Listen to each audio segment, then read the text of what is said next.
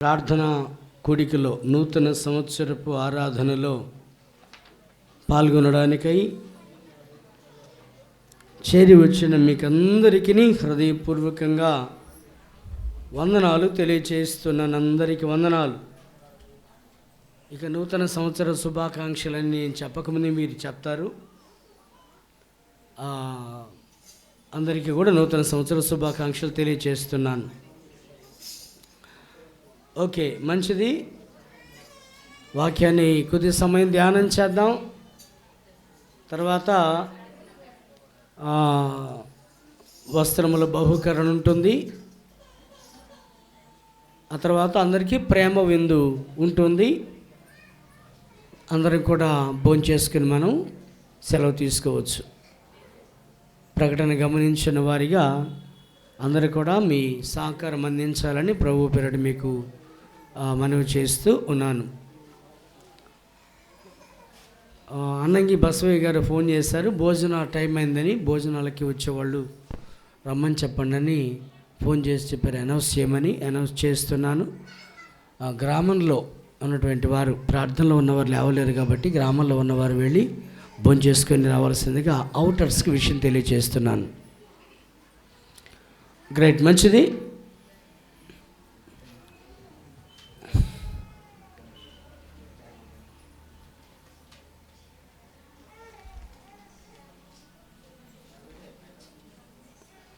ఒక విషయం పైన మనం ప్రత్యేకంగా వాక్య ధ్యానం చేస్తున్నాం. ఏది అనాలోచితగా మనం ఉండకుండా ఉండటం కోసం, అలర్ట్గా ఉండటం కోసం ఒక విషయం మనం ధ్యానం చేస్తూ వస్తున్నాం. చాలా గొప్ప సంగతులు పరిశుద్ధ గ్రంథంలో నుంచి మనం నేర్చుకుంటూ ఉన్నాం. మనకెంతో ప్రయోజనకరంగా ఉంటూ ఉన్నటువంటి విషయాలు అవి, ఎంతో ఉపయోగకరంగా ఉంటున్నటువంటి విషయాలు కాబట్టి దృష్టి వాక్యం మీద ఉంచాలని మనవి చేస్తున్నాను. రాత్రి మీతో పంచుకున్నటువంటి సందేశ అంశం చెప్తారా? 3 ఏండ్ల నుండి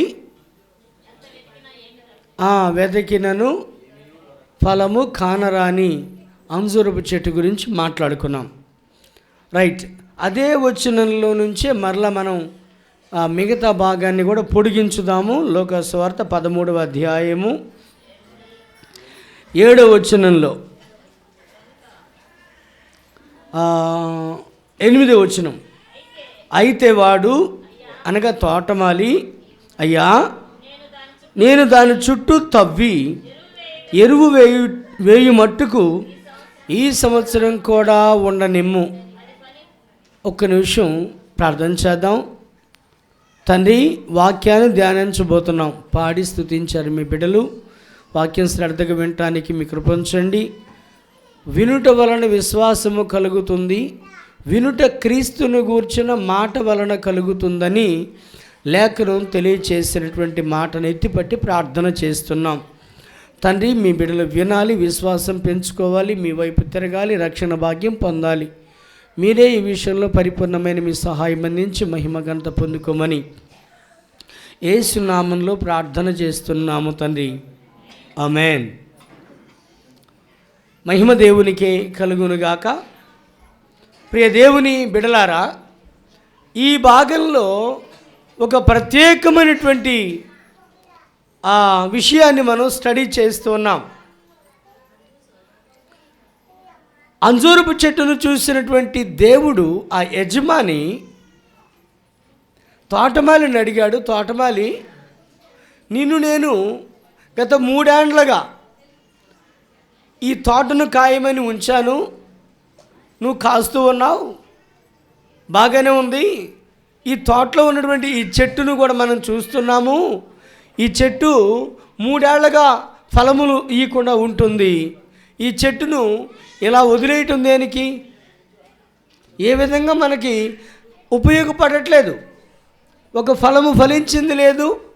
ఒక విధముగా చెప్పాలంటే ఈ నేలలో ఉన్న సత్తువును తీసుకోవడం తప్ప అది మనకు చేస్తున్నటువంటి మేలు ఉపకారం ఏమీ లేదు. కాబట్టి ఈ చెట్టును కొట్టేయమన్నాడు. తోటమాలి అంటున్నాడు, అయ్యా ఈ ఒక్క సంవత్సరం దాన్ని ఉంచండి, నా మాట మీద ఈ సంవత్సరం ఉంచండి. ఎందుకంటే ఈ సంవత్సరం ఇంకాస్తంత దానిని తవ్వుతా, దాని చుట్టూ పాది తీస్తాను, ఎరువేస్తా, ఆ తర్వాత అయినా ఫలించిద్దాం చూద్దాం అని దాని ఆయువును, నరకమని చెప్పినటువంటి దాని ఆయువును పెంచడానికి తోటమాలి ప్రయత్నం చేస్తున్నాడు. ఈ వెంటనే ఆ యజమానుడు అంటున్నటువంటి ఆ మాటను అడ్డుపడుతూ తనంటున్న మాట 9వ వచనం, అది ఫలించిన సరి, లేని ఎడల నరికించి వేయము. అంటే నీ చిత్తానికి అప్పగిచ్చేస్తానయ్యా, ఫలించిందా సరి, చూద్దాం, ఇంకొక సంవత్సరం వెయిట్ చేద్దాం, ఫలించిందా సరి, లేని ఎడల తీసేసుకో, ఫలిస్తే ఉంచుకో, లేదా నరికేసుకో, నీ చెట్టు నీ ఇష్టం.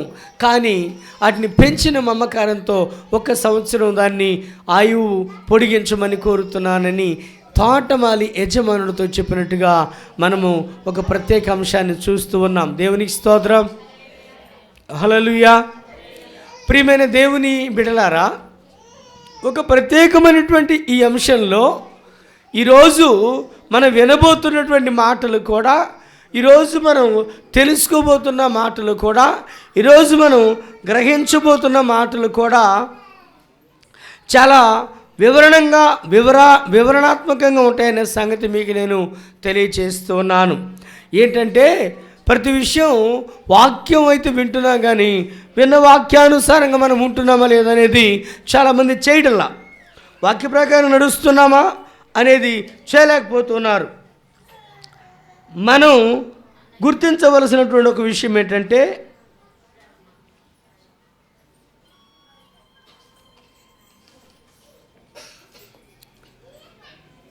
ఒక తోటలో ఉన్న చెట్టు నాటిన వ్యక్తి సర్వాధికారాలు కలిగి ఉంటాడు. ఒక తోటలో నాటబడిన చెట్టును గురించే ఇప్పుడు మనం మాట్లాడుకుంటున్నాం. ఫలించని చెట్టు ఎన్ని సంవత్సరాలు గతించినా ఫలము దానిలో లేదు, ఎన్ని సంవత్సరాలు గడిచినా దానివల్ల ఉపయోగం కనిపించలేదు, ఎన్ని సంవత్సరాలు గడిచినా లెక్కకైతే సంవత్సరాలు వయసు పైబడుతుంది, సీనియారిటీ వస్తుంది, కానీ ఒక ఆత్మీయమైనటువంటి ఎదుగుదల లేని విశ్వాసులుగా ఉన్నారు. ఇక్కడ ప్రజలను ఉద్దేశించే ప్రభు మాట్లాడుతున్నాడు. దేవునికి స్తోత్రం. చెట్టును ఉద్దేశించి చెప్తున్నటువంటి భావం ఏంటంటే, ప్రజలను ఉద్దేశించి మాట్లాడుతున్నాడు. ఎవరిని ఉద్దేశించి? ప్రజలను ఉద్దేశించే మాట్లాడుతున్నాడు. జాగ్రత్తగా మీరు ఈ మాటను గమనిస్తారని నేను ఆశిస్తూ ఉన్నాను.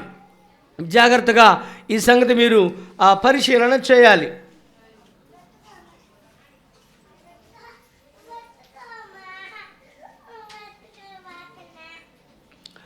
ఏంటంటే అది తోటమాలి రిక్వెస్ట్ చేస్తున్నాడు. ఏమని? ఈ సంవత్సరం కూడా దాన్ని ఉండనిమ్మని. యజమానుడు ఏమంటున్నాడు? నరికివేయమని. ఫలించలేదు గనక నరికివేయమని. ప్రియమైన దేవుని బిడ్డలారా, నేను మిమ్మల్ని అడిగే మాటగా నాకు సమాధానం చెప్పడానికి ప్రయత్నించండి. నేను మిమ్మల్ని అడిగేటువంటి ఈ ప్రశ్నకి సమాధానం చెప్పుటకు మీరు త్వరగా ప్రశ్న వేస్తున్నాను, ఆన్సర్ సిద్ధం చేసుకోండి. యజమానుడు ఆ చెట్టును నరికించమని అంటున్నటువంటి ఉద్దేశం ఏంటి? కేవలం అంతేనా కాదా? అంతే. అంటే అది దేనికి సూచన అంటే, ఒక చెట్టును గురించి చెప్పిన మాట కాదు, అది తన ప్రజల గురించి దేవుడు చెప్తున్న మాట. అంటే దేవుని బిడ్డగా దేవుని సన్నిధికి నువ్వు వస్తున్నావా? 2, దేవుని బిడ్డగా మార్పు చెందావా? నేను ఈ లోకంలో నాటాడు దేవుడు, దేవుడు నిన్ను నాటాడనే స్పృహలో నువ్వు ఉన్నావా? దేవుని భక్తి కలిగిన వ్యక్తివిగా నువ్వు ఉన్నావా? దైవ నీతి నీలో ఉన్నదా? నీ విధానం ఎలా ఉన్నది? దేవుడు నిన్ను గూర్చి ఆవేశపడే విధంగా ఉందా, లేక ఆయన సంతోషపడే విధంగా ఉందా? నీ ప్రవర్తన ఎలా ఉంది? అంటే ఒకసారి నిన్ను నీవు పరీక్షించుకోవడానికి, ఒక్కసారి నిన్ను నీవు ఆలోచించుకోవడానికి ఇది అవకాశం. దేవుని సన్నిధికి వస్తున్న నీ విషయంలో తోటమాలిగా సంఘ సేవకుడు ప్రార్థన చేస్తుంటాడు, ప్రభువా ఆ బిడ్డను కాపాడని. దేవుడు అంటాడు, ఆ బిడ్డను ఎందుకు కాపాడాలి? నీతిగా నా కోసం బ్రతుకుతూ ఉన్నాడా? నా సన్నిధిలో నమ్మకమైనటువంటి ఒక వ్యక్తిగా సాక్ష్యం కలిగి ఉన్నాడా? లేదు ఒక పాట పాడి గణపరిచే వ్యక్తిగా ఉన్నాడా? ఒక ప్రార్థన నేర్చుకొని దేవుని గణపరిచే వ్యక్తిగా ఉన్నాడా? లేదు పరిచర్య చేసి గణపరిచే వ్యక్తిగా ఉన్నాడా? లేదు సంఘంలో ఏదైనా ఉపయోగకరంగా ఉన్నాడా? ఏ విధముగా నాకు ఉపయోగపడుతున్నాడు కనుక నేను ఆ వ్యక్తిని కాపాడాలి. ఏ విధముగా నా ఆ పనిలో భాగస్వామిగా ఉంటున్నాడని నేను ఆశీర్వదించాలి అంటాడు ఆయన. ప్రశ్నించడని నువ్వు అనుకుంటున్నావేమో, ప్రశ్నిస్తాడు ఆయన. ఆ చెట్టును ఎందుకు ఉంచాలి అని ఆయన అన్న మాటకు అర్థం ఇది. చెట్టు మీద కోపం కాదు, ఫలించనటువంటి అనుభవం, ఫలములు దానిలో నుంచి రానటువంటి అనుభవాన్ని మనము చూస్తూ ఉన్నాం. ఫలములు ఫలించినటువంటి ఆ యొక్క చెట్టు ఏ విధంగా నరికివేయమని యజమానుడు చెప్పాడో, యేసు ప్రభువు కూడా నీ విషయంలో ఏం నిర్ణయం చేసుకోవాలో ఆలోచన చేస్తున్నాడు. తండ్రి అయిన దేవుడైతే నిర్మోహమాటంగా చెప్పేస్తాడు. పాపాన్ని ఖండించేటువంటి మహనీయుడు గనక ఆయన, మారని వీళ్ళు ఎన్నిసార్లు గద్దించినను లోబడని వాడు మరి తిరుగు లేకుండా హఠాత్తుగా, అంటే మార్పు రాని వారిలో మార్పు వస్తుందని చూశాడు దేవుడు, అయినా మారలా. హఠన్మరణం ఎందుకు సంభవించింది అని మనం అనుకుంటాం. దేవుడిచ్చిన అవకాశాన్ని ఉపయోగించుకోక, దేవునికి ఉపయోగపడక, దేవుని మహిమపరచక, దేవుని స్తుతించక నీ జీవిత యాత్రలో ఇన్నేళ్లు గడుపుతూ వచ్చావు.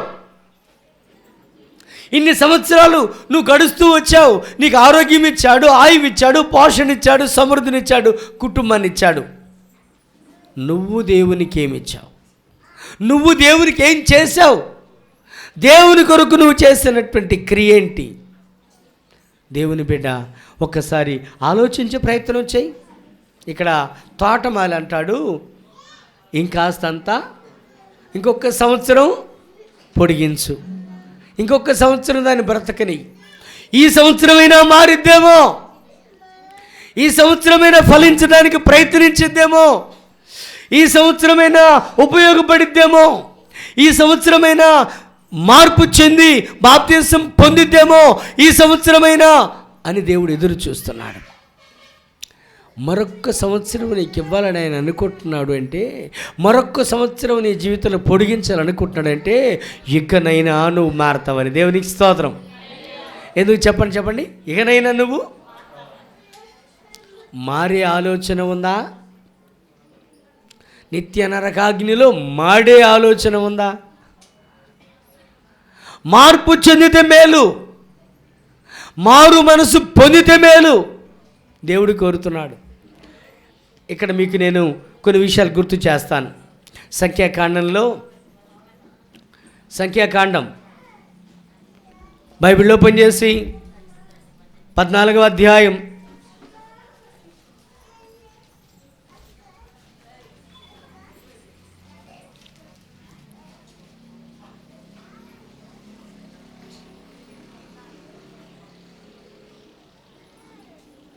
11 నుండి 20 వరకు ఒక విషయాన్ని మాట్లాడుతూ వచ్చాడు ప్రభు. యెహోవా ఎన్నాళ్ల వరకు ప్రజలు నన్ను అలక్ష్యం చేస్తారు, ఎన్నాళ్ల వరకు నేను వారి మధ్య చేసిన సూచక్రియలను చూసి కూడా నమ్మకుండా ఉంటారు. ఎన్నాళ్ళు ఇంకెన్నాళ్ళు మారకుండా, ఎన్నాళ్ళు మార్పు రాకుండా, ఎన్నాళ్ళు లోక సంబంధంగా ఎన్నాళ్ళు బతుకుతారు వీళ్ళు? మార్పు లేని జీవితం కలిగి ఎన్నాళ్ళు ఉంటారు వీళ్ళు? ఎప్పుడు మారుతారు వీళ్ళు?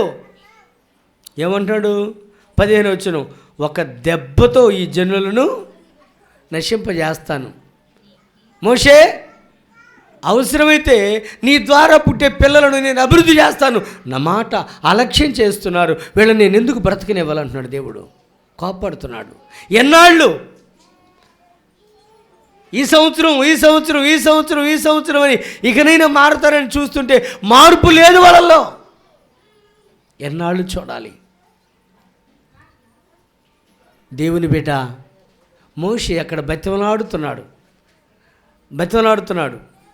చూడండి ఒకసారి 19వ వచనం. ఐగుప్తులో నుండి వచ్చింది మొదలుకొని ఇది వరకు నీవు ఈ ప్రజల దోషాన్ని పరిహరించినట్లుగా నీ కృపాతిశయమును బట్టి ఈ ప్రజల దోషమును దయచేసి క్షమించమని యెహోవాతో చెప్పగా, యెహోవా నీ మాట చొప్పున నేను. హల్లెలూయా. మోషే అడ్డుపడుతున్నాడు. వాళ్ళని సంహరిస్తానని దేవుడు అంటే, అయ్యా దయచేసి క్షమించండి అయ్యా, దయచేసి క్షమించండి అయ్యా. వారిని నడిపిస్తున్న నాయకుడిగా, వారిని సంరక్షిస్తున్నటువంటి కాపరిగా మోషే అడ్డుపడుతున్నాడు. వారి క్షేమం కోసం ప్రార్థన చేస్తున్నాడు. వారు అలక్ష్యం చేస్తున్నా, వారు నిర్లక్ష్య వైఖరి చూపుతున్నా, ఈ సేవకుడి మీద తిరగబడుతున్నా, ఈ సేవకుడిని దూషణకరంగా మాట్లాడుతున్నా, ఈ సేవకుడి మీదకి రాళ్ళు తీసుకొని కొట్టబోతున్నా, మోషే గారు అంటాడు, అయ్యా ఈ సంవత్సరం వాళ్ళని క్షమించు. మారతారులయ్యా, క్షమించయ్యా, మారతారులయ్యా, క్షమించయ్యా. ఎంతకాలం? ఎన్నాళ్ళు మోషే? మారతారులయ్యా. ఒక్కసారి ఆలోచించండి.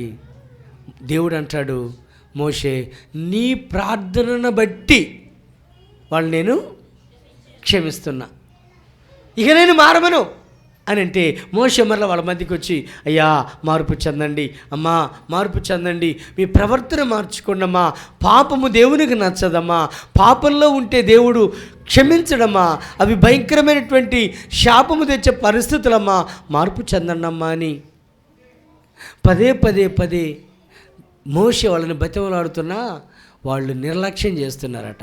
ఏం చేస్తున్నారు? చెప్పండి, బయట వాళ్ళు చెప్పండి, ఏం చేస్తున్నారు? నిర్లక్ష్యం చేస్తున్నారు. నేడున్న సమాజం తీరు కూడా ఇలాగే ఉంది కదా. ఈ వైపున బయట ఉన్నప్పుడు ఒకసారి చెప్పాలి, ఈ రోజున సమాజం తీరు ఇలాగే ఉంది కదా. దేవుని మాట నిర్లక్ష్య పెడుతున్నారు. దేవుడు ఏమి చేయలే అనుకుంటున్నారు. దేవుడే కోపగిస్తే నిన్ను ఆదుకునే దిక్కు లేదు కదా. ఆయన మనస్సును గాయపరిచే పనులు మనం ఎందుకు చేయాలండి? ఎందుకు చేయాలి? ఆయన మనకేం తక్కువ చేశాడు? ఆయనకు ప్రార్థన చేసుకుంటే ఏ విషయంలో నీకు అభివృద్ధినివ్వలేదు, ఏ విషయంలో నీకు సహాయం చేయలేదు. అటువంటి సహాయకుడైనటువంటి దేవుని మాట నిర్లక్ష్య పెడితే, అటువంటి దేవునిని నువ్వు అలక్ష్య పెడితే ఎలా? దేవుని బిడ్డలారా, మోషే వాళ్ళు శాపగ్రస్తులు కాకూడదనే తపన, మోషే వాళ్ళు ఏదో ఒక విధంగా క్షమించబడాలనే ఆశ, ఏదో ఒక విధంగా వాళ్ళు మార్పు చెందాలని ఆశపడుతున్నాడు. కానీ మార్పు చెందే అనుభవం వీళ్ళేమీ కనపట్ల. ఈరోజు ఈ కొత్త సంవత్సరంలో మొదటి రోజులో ఉన్నాను. 2024వ సంవత్సరము జనవరి నెల మొదటి తారీఖులో ఉన్నావు నువ్వు. దేవుని బిడ్డ, ఒక్కసారి హ్యాపీ న్యూ ఇయర్ అని పక్కోళ్ళతో చెప్పి ఆనందపడటం కాదు, కానీ నీలో కొత్తదనం వచ్చిందా? కొత్త సంవత్సరం వచ్చింది, ఇది ప్రతి ఏటా వస్తుంది, కానీ నీలో కొత్తదనం వచ్చిందా? నీలో పరివర్తన వచ్చిందా? నీలో మార్పు వచ్చిందా? దేవుడు కోరుతున్నది అది. వీళ్ళు మారట్లేదు మోషే, వీళ్ళు మారట్లేదయ్యా, ఎందుకు బ్రతకనివ్వాలని ఒక్క దెబ్బతో హతమార్చుతాను మోషే అంటే. మోషే అంటాడు, అయ్యా వద్దయ్యా, వాళ్ళేం మారతారయ్యా, నేను చెప్తానయ్యా. అడ్డుపడుతున్నాడు. అర్థం చేసుకోవడానికి ప్రయత్నం చేస్తున్నావా? దేవుడు మాకేం చేశాడు? మా కుటుంబంలోని కష్టాలే, మా కుటుంబంలో బాధలేనో తెలుసా, మా బాధలు ఎవరు పట్టించుకున్నారు అంటుంటారు కొంతమంది. ఏ విధమైనటువంటి దోషము లేకుండా కీడు నీకు సంభవించే అవకాశము ఉండదు.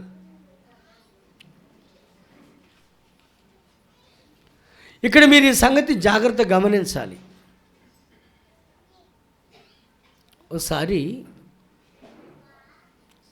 యెహోషువ గ్రంథంలో 7వ అధ్యాయం తీయండి.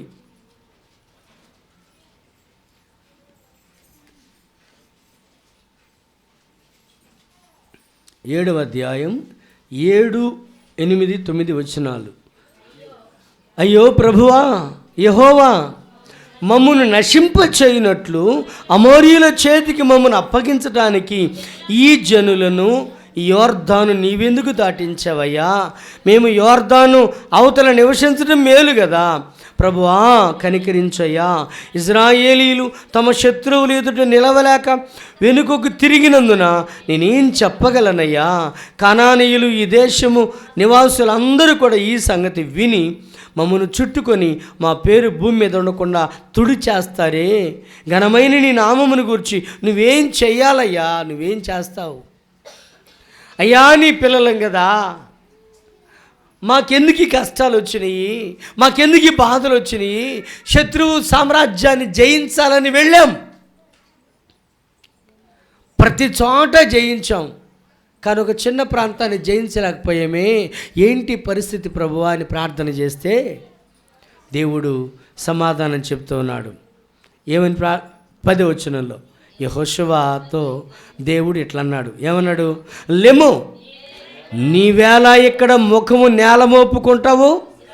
ఇజ్రాయేలీయులు పాపం చేశారు. ఏమంటున్నాడు దేవుడు?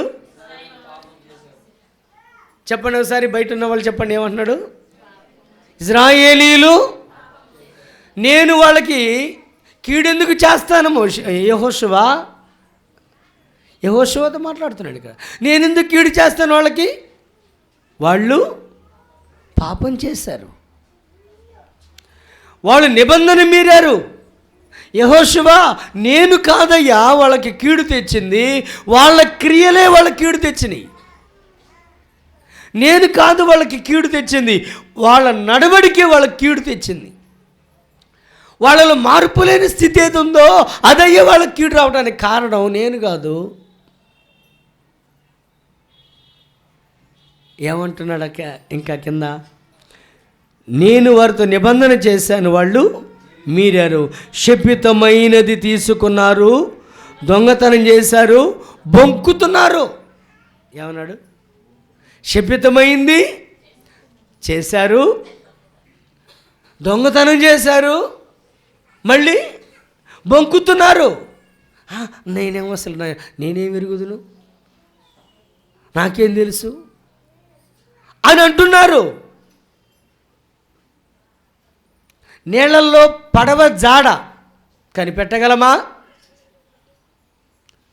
పడవ వెళ్ళింది ఇటే, ఇది ఈ దారిని అని మనం ఏమైనా చూపించగలమా? బండ మీద సర్పము జాడ చూపించగలమా? బండ మీద పాము వెళ్ళింది అనుకోండి, ఇది ఇటే పోయిందని చూపించగలమా? మట్లయితే చూపించగలం, కానీ బండ మీద చూపించగలమా?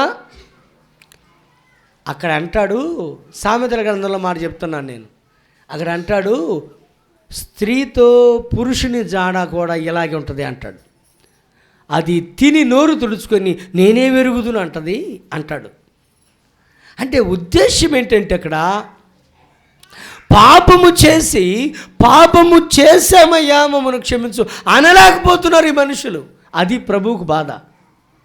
తప్పు చేసామయ్యా, తిరుగుబాటు చేసామయ్యా, అతిక్రమించామయ్యా, మీ మాట వ్యతిరేకించామయ్యా, మీ మాట నిర్లక్ష్య పెట్టాం, నిబంధన మీరేమయ్యా, మమ్మల్ని క్షమించయ్యా, ఇక మీకు లోపడతామయ్యా అనే తీర్మానం వాళ్ళలో రావటంలా. ఇదిగో ఈ కొత్త సంవత్సరం ఒక తీర్మానం చేయను, ప్రభువా నీ కోసం నేను ఇలాగ బ్రతుకుతాను. ఇంతకాలము నాలో ఈ లోపం ఉన్నమాట వాస్తవం, ఇంతకాలం నాలో ఈ సమస్య ఉన్నమాట వాస్తవం, ఇంతకాలం నాలో ఈ బలహీనత ఉన్నమాట వాస్తవం. అయితే ఇప్పుడు విడిచిపెడుతున్నా, ఇప్పుడు పరిశుద్ధంగా బ్రతకాలనుకుంటున్నాను. దేవునికి స్తోత్రం. ఆ తీర్మానమే నీదైతే దీవెన నీకు వస్తుంది. మోషే ఇక్కడ తోటమాలి, మొదట తోటమాలిని చూసాం. తోటమాలి బతిమలాడుతున్నాడు, ఈ సంవత్సరం కూడా దాన్ని ఉండని అయ్యా, ఆయుష్ పెంచయ్యా, దానికి చేయాల్సింది ఏదో ఒకటి చేసి కాస్త తొవ్వి ఎరువేస్తా, అట్టన్నా ఫలాలు అవుతాయని చూద్దామయ్యా, ఈ సంవత్సరం గడువు, అది కానీ కాయకపోతే నరికేసుకో, కానీ ఈ సంవత్సరం గడువు అవకాశం అడుగుతున్నాడు. ఇక్కడ మోషేని చూసినప్పుడు, అయ్యా ఈ ప్రజలను క్షమించు, నేను మరలా నీతి బోధలు చేస్తాను, వాళ్ళు మీ మార్గంలోకి వచ్చినట్టు చేస్తానయ్యా, దయచేసి కాస్తంత వాళ్ళకి ఆయుష్ పెంచయ్యా, కాపాడయ్యా. మోషే అడ్డుపడుతున్నాడు. తర్వాత మరలా యెహోషువ కాలంలో, యెహోషువ పీరియడ్ వచ్చినప్పుడు, యెహోషువ ఆకాను అక్కడ బంగారం వెండి ఆశించి తీసి తన గుడారంలో దాచుకున్నప్పుడు అక్కడ యెహోషువ అడ్డుపడుతున్నాడు. ఇజ్రాయేల్ మీదకి శాపం వచ్చినప్పుడు యెహోషువ ప్రార్థన చేస్తూ, అయ్యా ఏంటి పరిస్థితి, ప్రజలకు ఎందుకు ఇటువంటి శ్రమలు వచ్చినాయి అని అంటే అక్కడ దేవుడు చెప్తున్నాడు, యెహోషువ నువ్వెందుకు మొఖం నేల మోపుకొని ప్రార్థన చేస్తున్నావు, వాళ్ళు పాపం చేశారయ్యా బాబు, నీకేం తెలుసు అని అంటున్నాడు. నిజమే, యెహోషువకు తెలియదు. ఎందుకు తెలియదంటే యెహోషువ అడిగాడు, ఎవరైనా మీలో దేవునికి అయిష్టమైన కార్యం చేశారా అని అంటే అందరూ బెల్లం కొట్టిన వాళ్ళు అలా గమ్మునున్నారు. ఎవరు బలకల, ఎవరు అవునయ్యా అనలేకపోయారు. అవునయ్యా మేము తప్పు చేశామయ్యా, దేవునికి వ్యతిరేకమని చేశామని అనలేకపోయారు. చేసిన వాడు కూడా నేను పొరపాటు చేశానయ్యా అనలేకపోయాడు. వాడి పాపము గుండా అంతమంది మీదకి దేవుని కోపం వస్తున్నా చూస్తూనే ఉండిపోయాడు, కానీ తప్పు ఒప్పుకోలేకపోయాడు. దేవుని జనమా ఒక్కసారి ఆలోచించండి, దేవుడు పట్టుకోడు అనుకున్నాడు ఆకాను, కానీ దేవుడు పట్టుకున్నాడు. సమాజం మీదకి తెగులు తెచ్చాడు. సమాజం అంతట్లోకి తెగులు రావడానికి కారణం ఒక వ్యక్తి. వెంటనే యెహోషువ మరి అడుగుతూ ఉన్నాడు, అయ్యా ఏంటి పరిస్థితి ఏంటి ప్రభు అని అడుగుతుంటే అక్కడ దేవుడు అంటున్నాడు కదా, మీలో ఒకడు పాపం చేశాడు. ఎవరు అని అడిగితే ఎవరు చెప్పలా. చీట్లు వేశారు, గోత్రాలు, వంశాలు, కుటుంబాలు, టకామని ఒక కుటుంబం పట్టబడింది. ఏంటి ఈ చీటు అని ఓపెన్ చేసి చూస్తే ఆ కుటుంబం పేరు ఉంది అందులో. ఆ కుటుంబ యజమాని ఎవరయ్యా అంటే ఆకాను వచ్చాడు బయటికి. నువ్వేమైనా అని అంటే తీశానయ్యా, దొంగతనం చేశానయ్యా, నేను బొంకానయ్యా, అబద్ధం ఆడానయ్యా, నాదే తప్పయ్యా. ఈ మాట మరి ముందెందుకు చెప్పలేదు నువ్వు? నీకున్న సమాజం అంతా కూడా ఇబ్బందులు పడుతున్నా, నీకున్న అందరికీ నష్టం కలుగుతున్నా ఆ మాట నువ్వెందుకు చెప్పలేకపోయావు? అక్కడ గొప్ప శిక్ష విధించబడింది ఆకానికి. దేవుని బిడ్డలారా అర్థం చేసుకోవాలి, మనం ఇంకా బతుకున్నామంటే మనకంటే ముందు కాలం చేసిన వాళ్ళు చెడ్డోళ్ళు, మనం మంచోళ్ళని మాత్రం కాదు. హల్లెలూయా. నేనేం చెప్తున్నాను, మనకంటే ముందు కాలం చేసిన వాళ్ళు చెడ్డోళ్ళని మనం మంచోళ్ళమని కాదు. వాళ్ళు కొంత బెటరు, అందుకని వాళ్ళని తీసుకున్నాడు. నువ్వు ఇంకా మారలా, ఇదే విధంగా ఉంటే నువ్వు నరకాలకి వెళ్తావని నేను ఇంకా కాపాడుతూ ఒక కొత్త సంవత్సరంలో ప్రవేశించే అవకాశం ఇచ్చాడు, ఇకనైనా మారు అని. కాబట్టి దేవుని బిడ్డ నీ జీవితం మార్చుకో, దేవుడు అవకాశం ఇస్తున్నాడు, ఉపయోగించుకో. నువ్వు నీ దేవుని ఎదుట ఉండటం ద్వారా నీకు నష్టమో కష్టమని నువ్వు అనుకోబాక, ఏమీ కాదు. నీ దేవుడు నిన్ను పోషించ చేతగానంతోడు అని నువ్వు అనుకుంటున్నావా? లక్షల మంది అరణ్యంలో ఉన్నప్పుడు ఆహారము కావాలయ్య అంటే మన్నాను కురిపించాడు. ఏం కురిపించాడు? మాంసం కావాలంటే మోషే జుట్టు పీక్కున్నాడు. ఇన్ని లక్షల మందికి మాంసం ఎక్కడ తెచ్చేదిరా బాబు? ఇన్ని లక్షల మందికి మాంసం పెట్టాలంటే అసలు ఎన్ని కోడలు కొయ్యాలి, ఎన్ని పొట్టేళ్ళు కొయ్యాలి, ఎన్ని కోళ్ళు కొయ్యాలి, అసలు ఇంతమందికి ఎట్రా అని అంటే దేవుడు అంటాడు, మోషే వాళ్ళు నా బిడ్డలయ్యా, మాంసం కావాలంటున్నారా? వాళ్ళ కోసం నేను మాంసాన్ని తెల్లవారేలోపు కురిపిస్తాను. రేపు ఉదయం పురేడు పెట్టెలు మీ పాళెల్లో పడతాయి, వాటిని సమకూర్చుకోమని చెప్పు, వాటిని కోసుకొని తినమను అని. పురేడు పెట్టె కౌజుల్ లాంటి పక్షులు ఆ ఊరి మీద ఒక పంటలాగా అట్టాగా వాలిపోయినాయి. చిక్కినోడు చిక్కినన్ని పట్టుకొని తీసుకొచ్చి పేక కోసి ఎండేశారు. ఏపుడు చేసినవాడికి చేశారు, ఇక వండుకు తిన్నవాడికి తిన్నారు. అసలు చివరికి పరిస్థితి ఎట్లుందంటే ఆ టేబుల్ ముక్కుల్లో కూడా వస్తున్నాయి, అంత తిన్నారు ఆవిధి కాకుండా. అయినా ఇంత చేసిన దేవునికి వందనాలయ్యా అని లేకపోతున్నారు. అది దేవునికి బాధ.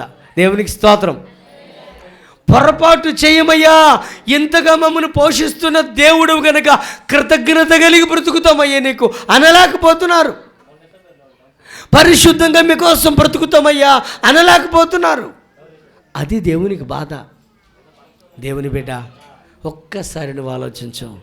ఇంకా 1 సంవత్సరం నీకు ఇచ్చాడు, ఎందుకంటే ఇకనైనా మారతావని, ఇకనైనా మార్పు తెచ్చుకుంటావని, ఇకనైనా నీ ప్రవర్తన ద్వారా, ఇకనైనా నీ మాట తీరు ద్వారా, ఇకనైనా నీ నడవడిక ద్వారా, ఇకనైనా నీ భక్తి జీవితం ద్వారా నీ దేవుని కనపరుస్తావని ఆయుష్ పెంచాడు. నీ ఆయుష్ పెంచిన దేవుడు కోరుతున్నది ఏంటంటే నువ్వు బాప్తిసం ముందు నువ్వు ఆరాధన చేస్తూ కొనసాగు. ఒకవేళ ఆరాధన వెనకబడిపోయేవేమో బాప్తిసం పొంది తిరిగి మరలా ప్రారంభించు, తిరిగి మరలా ఆరాధన కొనసాగించు. ఆగిపోతే దేవుని కోపము దిగుతుంది కదా. ఎవరు ఏం చేయగలరు? ఏం చేయగలరు? ఒక్కసారి ఊహించండి. దేవుని మాటను తిరస్కరిస్తే పరిణామాలు వేరుగా ఉంటాయి. ఆయన ఎందుకు జాలి చూపుతున్నాడంటే ఇకనైనా పరివర్తన తెచ్చుకుంటారని. స్తోత్రం చెప్పండి గట్టిగా. ఇకనైనా మార్పు తెచ్చుకుంటారని, ఇకనైనా పరివర్తన వారిలో వస్తుందేమోనని చూస్తున్నాడు. నీ ప్రవర్తనలో పరివర్తన రాకపోతే ఖచ్చితంగా దేవుడు నీ మీద కొరడా జొలిపిస్తాడు. అది పాత నిబంధన కాలం, ఇది కొత్త నిబంధన కాలం, ఇది కృపాకాలం. దేవుడు ఏం చేయడం నువ్వు అనుకుంటున్నావేమో. కొరడా చేతబట్టాడు. ఎక్కడ? యేసయ్య కొరడా చేతబట్టాడు. దేవాలయంలో దేవాలయాన్ని దొంగల గుహగా చేశారు మీరు, వ్యాపారపు టిల్లుగా మార్చారు మీరు. అందుకనే ఇదిగో నేను కొరడా పట్టవలసి వచ్చింది అన్నాడు. శాంతమూర్తికి కూడా కోపం తెప్పించగలిగినంత పాపం నువ్వు ఎందుకు చేస్తావు? ఎందుకని అర్థం చేసుకోలేవు? మార్పు చెందు. దేవునికి స్తోత్రం. తోటమాలి ఆ చెట్టుకు ఆయుష్ పెంచమని కోరుకున్నాడు. మోషే ఇజ్రాయేలులకు ఆయుష్ పెంచమని కోరుకున్నాడు. యెహోషువ శాపం తొలగించి వారిని క్షమించయ్యని కోరుకున్నాడు.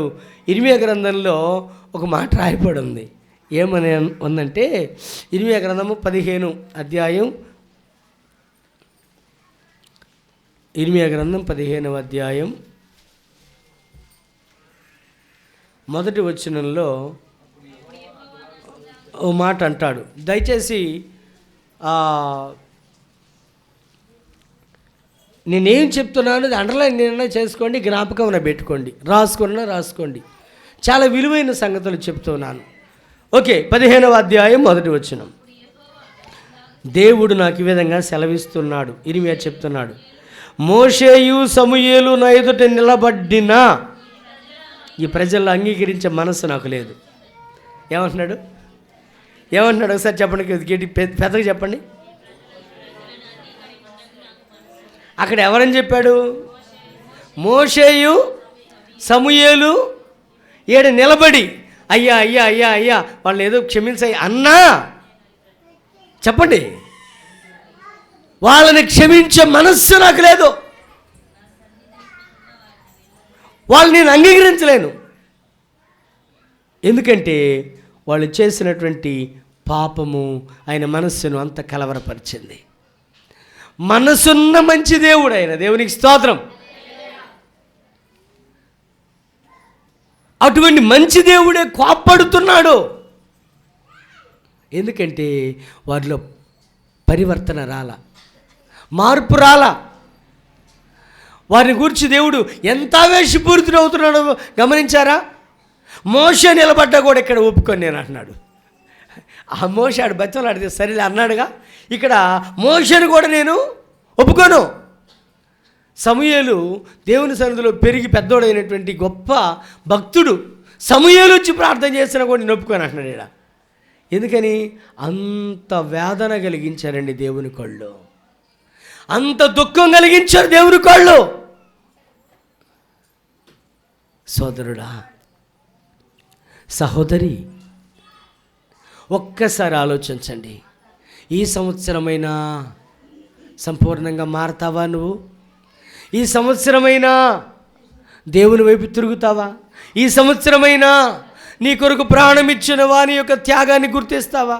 ఈ సంవత్సరమైనా ఆ పరలోక రాజ్యానికి వారసత్వం కలిగి ఉండటం కోసం నువ్వు సిద్ధపరచుకుంటావా? దేవుడు కోరుతున్నది అదే. ఆయన ఎంతగా ఇజ్రాయేలీల మీద కోపడుతున్నాడో ఈ భాగంలో మనం చూస్తూ ఉన్నాం ఇర్మీయా గ్రంథంలో. అంటే అంత బాధాకరంగా ఆయన్ని బాధ పెట్టాల్సినటువంటి అవసరం మనకేముందండి? నిజంగా ఆయన కనుక మరి మన జీవితాలను నలపదలుచుకుంటే ఎంతండి మనం ఆయన చేతిలో? ఎంత? ఆయన మనల్ని హింసించాలంటే ఎంత? ఏమైంది? మన ఆశలు ఏమవుతాయి? మన ఆలోచనలు ఏమవుతాయి? మన ఒక ఊరు వెళ్ళాం ఆ రోజు భూస్థాపన విషయంలో. ఇడుపులపాడు, చిన్న పిల్లలు, ఆ తల్లి చనిపోయింది. ఆ బిడ్డల గతి ఏం కావాలని ఏడవని కళ్ళు లేవు అక్కడ. చిన్న బిడ్డలు, ఒక బిడ్డకి 5 ఏళ్ళు 6 ఏళ్ళ వయసు ఉన్నట్టుంది, ఒక బిడ్డ పాలు తాగే బిడ్డ. ఎంత ఘోరం! ఎవరు చెప్పగలరండి మరణానికి పలానా టైం అని? ఎవరు చెప్పగలరు? కనీసం నువ్వు దేవుని నమ్మిన వ్యక్తివై నమ్మకంగా, పవిత్రంగా, పరిశుద్ధంగా బ్రతికితే ఆ దేవుని దయ నీ బిడ్డలకు తోడుంటుంది. వాళ్ళకి నిజమైనటువంటి ఒక తోడునిచ్చిన వ్యక్తి అవుతావు. ఒక తోడునిచ్చిన వ్యక్తి అవుతావు. దేవుని బిడ్డలారా,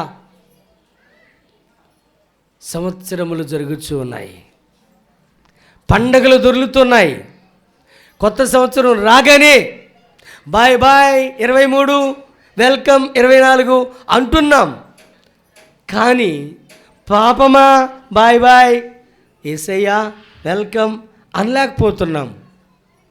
ఎప్పుడు నీ జీవితంలో మార్పు?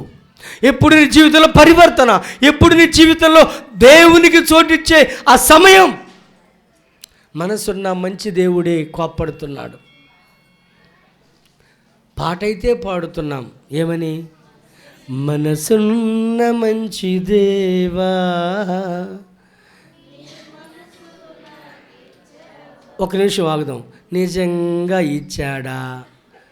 నువ్వు తీసుకున్నావా? నిజంగా అట్టున్నావా? చెప్పండి, చెప్పండి. వాస్తవాలు మాట్లాడుకోవాలి కొన్నిసార్లు కదా. అంతేనా? అంతేనా? అంటే నీ జీవిత విధానంలో దేవుని పరిస్థితులు, దేవుని పద్ధతులు, దేవుని నియమాలు నీలోనికి నువ్వు ఆహ్వానించావా?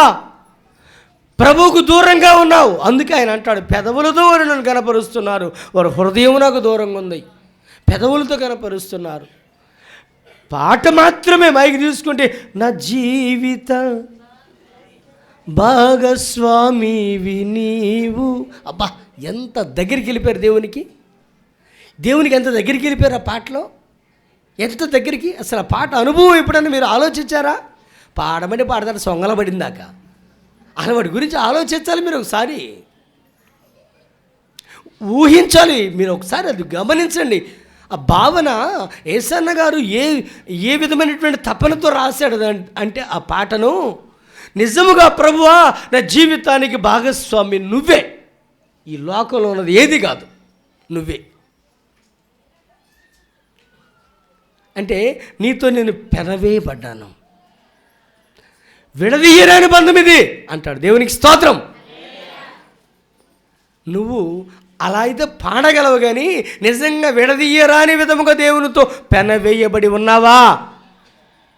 ఆదివారం 500 అని చెప్పండి కూలి, నీకెందుకు అర్జెంటుగా నేను వస్తానని బుక్ చేసుకోరు ముందే. పెనవేయబడితే ఇంకా విడిపోయి ఏసయ్యా రేపు పొద్దున వస్తాను అనరో, బతుకుంటే వచ్చేవారం చూద్దాంలే ప్రభు అని అనరో. ఎట్లా దేవునితో నీ అనుబంధమేది? సంవత్సరాలు దొర్లిపోతున్నా ఇంకా నువ్వు నీ జీవితాన్ని అలాగే సాగిస్తే నీ దేవుడు దుఃఖపడుతున్నాడు. నీ దేవుడు కోరుతున్నది నువ్వు బాగుపడద్దు అని కాదు, నీ దేవుడు కోరుతున్నది నువ్వు అభివృద్ధి చెందొద్దని కాదు. నీ దేవుడు కోరుతున్నది నీ ఫలింపే, నీ మేలే.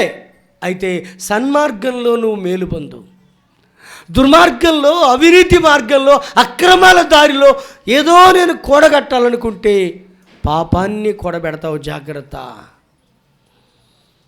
జాగ్రత్త. పరివర్తన తెచ్చుకో, మార్పు తెచ్చుకో, మార్పు తెచ్చుకో. యేసయ్య కోరుతున్నాడు, మార్పు తెచ్చుకో. నీ జీవితాన్ని దేవునికి ఈ సంవత్సరమైనా ఆయన ఎదురు చూస్తున్నాడు. చాచిన చేతులు చాచినట్టే ఉన్నాయి. లోబడనొల్లని ప్రజల వైపు దినమెల్లా నా చేతులు, ఆ చేతులు నీ కోసమే. ఆయన చేతుల్లోకి వచ్చేస్తావని. ఒక చంటి బిడ్డ పరుగుత్తుకుంటూ తల్లి చేతుల్లోకి వచ్చేస్తే అలాగా బిడ్డనెత్తుకొని గుండెలకు హత్తుకుంటుంది. అటువంటి గొప్ప తల్లి మనసుతో చూస్తున్నాడు యేసయ్య నీ కోసం. ఆయన వైపు ఇప్పుడైనా వస్తావా? ఈ సంవత్సరమైనా వస్తావా? మార్పు చేసుకోవడానికి ప్రయత్నం చేయి. రోమాపత్రికలో వ్రాయబడి ఉన్నది. రోమాపత్రిక 10వ అధ్యాయం చూడండి. రోమా 10.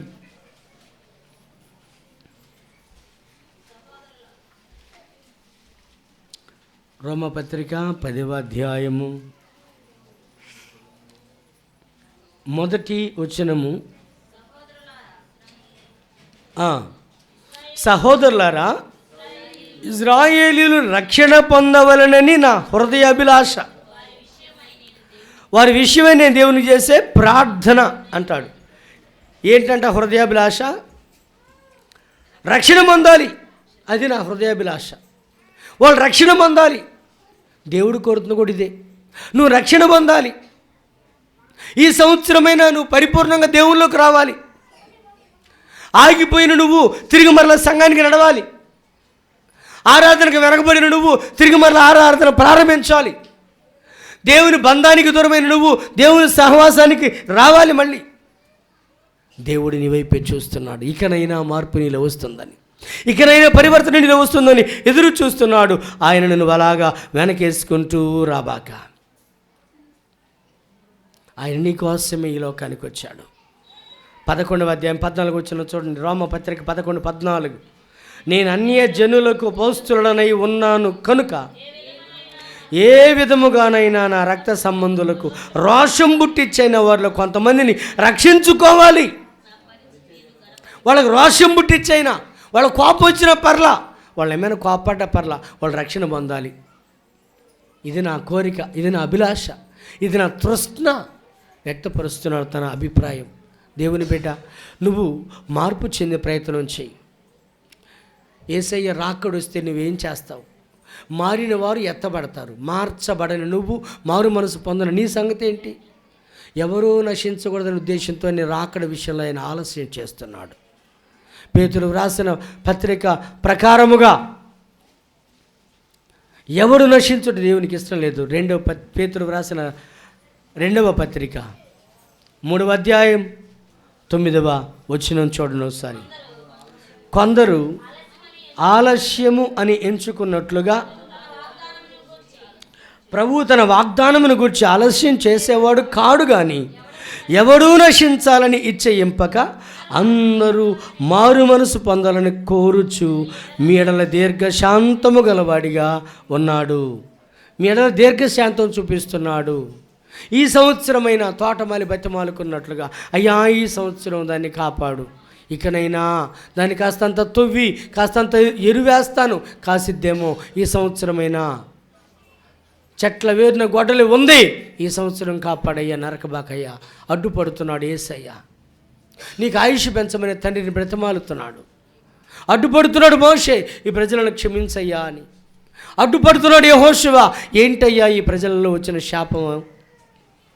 ఇర్మియా గ్రంథంలో వ్రాయబడ్డట్టుగా దేవుని కోపం మహా ఉగ్రత రూపం దాల్చింది. మోషే నిలబడినా సరే, సమూయేలు నిలబడినా సరే, వీళ్ళని అంగీకరించే మనసు నాకు లేదు. అంతగా ఆయనకి బాధ కలుగు చేశారు. నీవు అలాగే ఉన్నావా? ఇకనైనా మార్పు చేసుకో, ఇకనైనా పరివర్తన తెచ్చుకో, ఇకనైనా నీ జీవితంలో మారు మనసు పొందు. చెడును విసర్జించు, మంచిగా బ్రతకడం నేర్చుకో. నీ కుటుంబానికి విలువనివ్వు, నీ కుటుంబీకులకు విలువనివ్వు, నీ భర్తకు విలువనివ్వు, నీ భార్యకు విలువనివ్వు, నీ బిడ్డలకు విలువనివ్వు, నీ తల్లిదండ్రులకు విలువనివ్వు. గౌరవప్రదంగా బ్రతుకుదాం, మంచి జీవితం కలిగి జీవితాం, సహృదయంగా బ్రతుకుదాం. అట్టి కృప దేవుడు మనకు అనుగ్రహించాలని ప్రార్థన చేద్దాం. తలలో ఉంచండి, ప్రార్థనలో ఏకీభవిద్దాం. ఒకసారి చెప్పబడిన మాటలు జ్ఞాపకం చేసుకోండి. వంట అయిపోయిందా? చెప్పబడిన మాటలు జ్ఞాపకం చేసుకోండి. చెప్పబడిన మాటల ప్రకారముగా నీ నడవడికి ఎలా ఉన్నదో జ్ఞాపకం చేసుకో. దేవుడు ఆయుష్ నీ కోసమే పెంచాడు. ఇకనైనా మారతావా?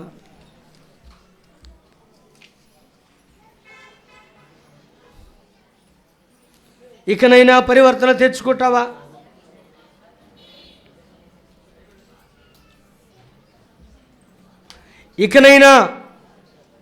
ఇకనైనా పరిపూర్ణమైనటువంటి పరివర్తన కలిగిన వ్యక్తివిగా ఉంటావా?